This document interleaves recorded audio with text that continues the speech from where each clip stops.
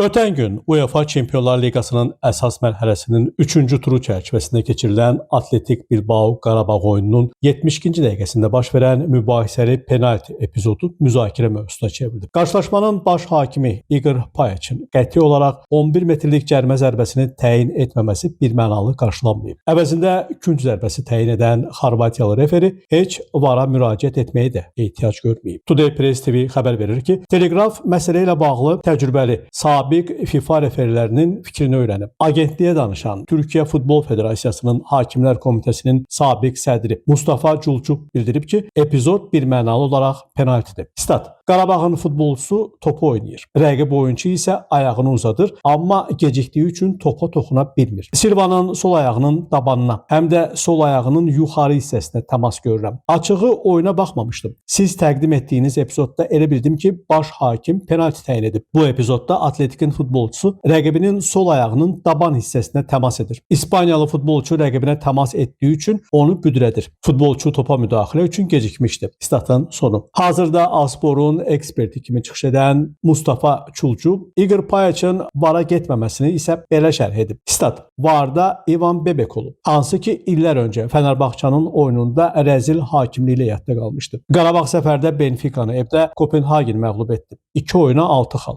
Onda sual verirlər ki, nə baş verir? Qarabağın qarşısını almaq üçün digər bir Xorvatiyalı Igor Payeçi göndərdilər. Qarabağ kimi komandalar təkcə meydanda yox, meydandan kənarda da güclü olmalıdırlar. Statın sonu. Türkiyəli digər sabiq FIFA referisi Benjamin Gezer də epizodu penalti kimi dəyərləndirib. Stat: Burada əlavə şərhə ehtiyac yoxdur. Bu dəqiq penaltidir. Bu məqamda VAR müdaxilə etməli idi. Statın sonu. Qeyd edək ki, sözü gedən epizod qeydə alınanda Atletik 2-1 hesabı ilə öndə olub. Penalti təyin edilsəydi, Ağdam klubu çətin Bilbao səfərindən xalla qayıda bilərdi. Maçın 88-ci dəqiqəsində isə daha bir qol vuran meydan sahibləri 3-1 hesablı qələbə qazanıblar. Namiq Abbasov, Today Press TV.